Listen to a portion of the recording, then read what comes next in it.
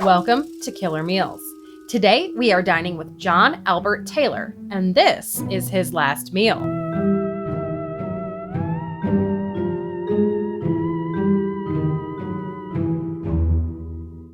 John Albert Taylor was born June 6, 1959 in Ogden, Utah, to Albert and Gayleen Taylor. His parents split up when he was still an infant, and at the age of 9, he was informed that his father had died. Taylor moved around frequently as a child and had a poor relationship with his mother and stepfather. He claimed he was abused as a child and began abusing drugs at a very young age. At 13 years old, he stabbed his stepfather. All right, I'll just fucking wait. According to court records, during his teens, he was also sexually abusing his sister and other young girls in the neighborhood. This time, he was committed to a sex offender program. By 17 years old, he had been characterized by medical personnel as a remorseless pedophile. In 1977, Taylor was arrested for burglary and spent 4 years in prison. He was released in 1981 on parole, and by March of 1982, Taylor was arrested again for armed burglary, armed robbery, and sexual assault. He was acquitted of these current charges, but sentenced to 15 years in prison for parole violations. All right, so up until this point, he has had a life of drugs. He stabbed his fucking stepfather. He's sexually abusing young girls, and the justice system knows about it. He was put in a program for sexual offenders. Now he is offended sexually again. He's continued to rob and burglarize, and still nobody's doing anything about it. So you're like, okay, well, he was acquitted on these charges, but he was sent back to prison for 15 years for parole violations. At least they got him there. Well, joke's on everybody else. Just 7 years later, he was released from prison again. He left Florida for Utah to live with his biological father, whom he had discovered was actually still alive. Shortly after his release from prison, on June 23, 1989, Taylor entered the apartment of Sharon King, where Sharon's daughter, Sharla, was home alone. I don't know what the laws were back then, but I don't know how he was even able to leave the state of Florida. How was he even able to leave the state of Florida and move to Utah? Shouldn't he have had to stay in Florida where he was serving and paroled? One would think, I don't know. At about 1:30 p.m., Sharla's foster grandmother had dropped her off at the apartment after the two had visited the mall. Sharla was excited as she was planning on celebrating her 12th birthday the very next day at a local amusement park. It is believed that Taylor entered the home with the intention of sexually abusing Sharla, which quickly escalated to murder. I am not going to go into the details of Sharla's murder as it is incredibly horrific. At 3:20 p.m., Sharon returned home from work to find her daughter unresponsive in her bedroom. She called the police and was instructed to perform CPR on Sharla, but quickly discovered that she had been killed. 2 days later, on June 25th, an anonymous caller contacted Washington Terrace police officer Marcia Gathercole, indicating Taylor was involved in Sharla's murder. Fingerprints were found on the telephone in the King's apartment, which were matched to Taylor after the Fort Lauderdale police released his records to Utah authorities. The person who tipped off the police was none other than Taylor's sister, Lori. Now, we talk about a couple of his sisters in this. Lori is the sister that he was sexually abusing when he was a kid. On the night of June 28th, police arrested Taylor at the home of his half-sister and apparent consensual lover, Tressa. At the time of the murder, Taylor had only been back in Utah for 4 days. He was let out of prison 4 days ago and immediately went and murdered a young girl. 4 days. The same night as Taylor's arrest, Sharla's mother, Sharon, moved out of her apartment, angry that neighbors did nothing to help her daughter when they admittedly heard her screaming. Everybody has failed this girl. The justice system has failed her by letting this monster out multiple times. The neighbors. I don't want to judge somebody, but I don't know. I feel like if I heard a little girl screaming next door, bare minimum, I'm going to bang on the door to see if she's okay. Taylor went to trial on November 27, 1989, and waived his right to a jury. Instead, District Judge David Roth would decide his fate. Taylor testified that he only entered the King home to burglarize it, and his fingerprints were found only because he had taken money from underneath the phone. 2 members of the Weber State College crime lab testified that, as the phone cord was the murder weapon, it was more than likely that whoever cut it left the prints. On December 5, 1989, Judge Roth found Taylor guilty of the first-degree child rape and first-degree murder of Sharla Nicole King. Despite Taylor's half-sister Leslie testifying about Taylor's childhood abuse and time spent in a sex offender program at a Florida mental institution, the judge sentenced Taylor to death. Initially, Taylor was scheduled to be executed on January 15, 1992. However, it was rescheduled for June 24th as Taylor's attorney, Martin Gravis, requested to withdraw from the case. On June 17th, Judge Roth issued a stay of execution so Taylor's new attorney could have time to prepare an appeal. How bad do you have to be where your attorney's like, I'm done. I'm done with you.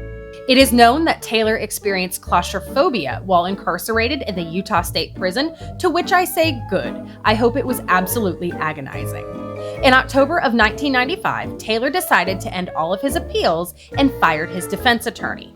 Taylor said he was prepared to die, partly because of his failing health, which included an enlarged heart, bleeding ulcers, and swollen legs and feet. I also hope that was agonizing. He also said, I don't want to die alone in my cell. In an effort to both embarrass Utah State officials as well as make things more difficult for them, when asked by Judge Roth to choose his method of execution, Taylor chose a firing squad. In an interview with the Desert News, he stated, I didn't commit the murder and I'm not going to submit to letting them kill me on that table. Regarding the option of lethal injection, Taylor said, I don't want to go flopping around like a fish out of water on that table. To which I say, I wish you had.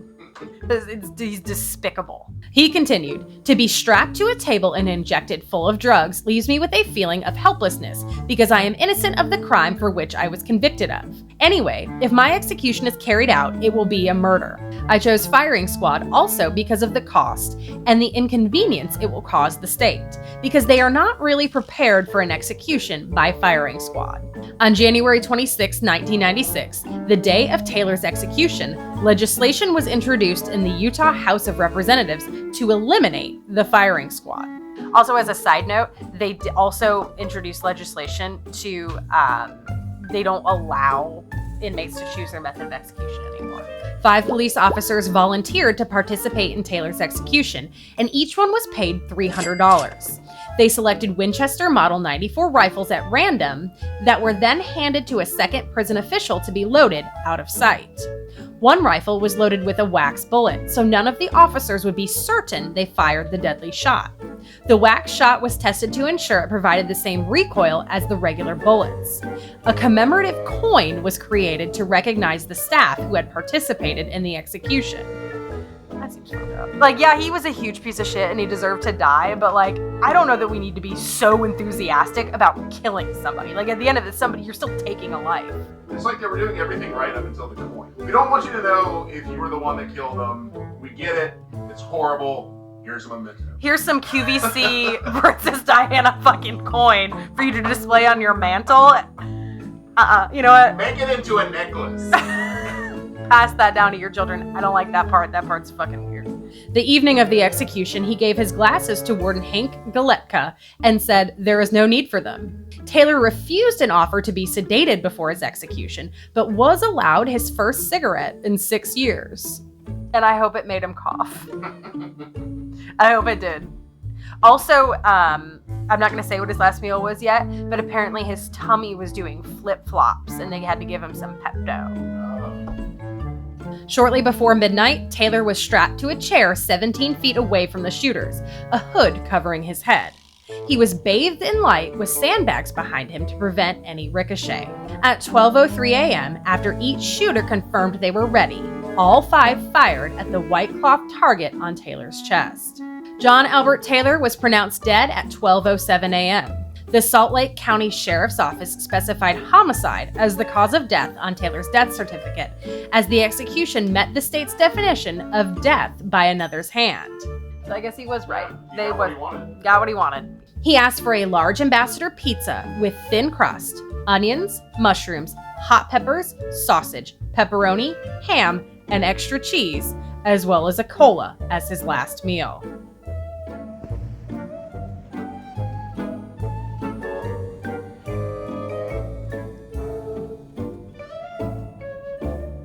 Order up for John Albert Taylor. All right, so we've got John Albert Taylor's last meal. It's a loaded ambassador pizza is what it was marked as. And so for an ambassador pizza, I had to kind of do a little digging to figure out exactly what that was. As far as I can tell, an ambassador pizza is a pizza from a place called Ambassador Pizza. It was actually a chain in Utah.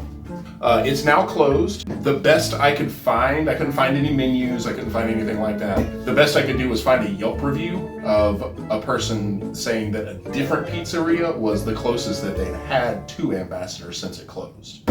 It looked like it was just one of those kind of local 80s chain pizzerias. Always kind of got that really glistening crust, so I basted that halfway through the cook. The toppings are always really loaded on, the pizza's pretty thin. He had it specifically topped with pepperoni, sausage, mushrooms, and onions, and hot peppers, and ham. We fermented these hot peppers for a week, and we sauteed the mushrooms and the onions. Because in my experience, mushrooms are pretty full of water, and they kind of sog out a pizza. A little bit of sauteing to get some of that water out really helps. And raw onions, I find, tend to kind of tear up a pizza after it's cooked when you go to cut it. And we made cola again. So. But it's clear. It is. It's clear. Why is it clear? He had a cola around the same time as when Pepsi released Crystal Pepsi. And so I thought that I would do a little bit of a variation on a cola, make a clear Crystal Cola, and we left the coffee bean out so it was caffeine free. So let's dig in. Pizza cheers. Pizza cheers. For how many toppings are on this pizza, it is not soggy. Yeah, it's holding up. It's not soggy, it's holding up. The sauce is textbook 80s pizzeria. So is the crust. Yeah. Honestly, the crust is really giving me like, I read 5 books in a year and now I get a free pizza. Oh, that's good. It's good. I think it's great. I think you nailed it. I mean, the sauce is, it's a little sweet, as it should be for this style of pizza and this time period. Right. The peppers are delicious. I think fermenting them really puts it over the top. It's worth the 7 days because it's super easy. You just throw them in there and you let it sit. Right. Oh, it's really good. I think it's really good too. All right, soda time? I think it's soda time. So tell me how you got the color out. I left the caramel coloring out. To make sure that it was really crystal clear, I added a little bit of gelatin to it and let it sit for about 8 hours. And when it sits like that with the gelatin, that gelatin traps the particulates that are in it, bring it to the bottom. It's like science. And, you know, a lot of straining and stuff like that. I think it got pretty clear. Yeah. Here we go. I think it smells like cola. I think it smells like cola. Cola cheers. Cola cheers. Oh, that's good. It's like the clearness makes me think that it's lighter, but I know that it's not. Well, clearly I like it. I drank half of it. I'm sure we'll get to make a lot more different kinds of pizza on this channel. Get ready for that. Well, thanks for watching. Give us a like, a subscribe, and we'll see you next week for your reservation at Killer Meals.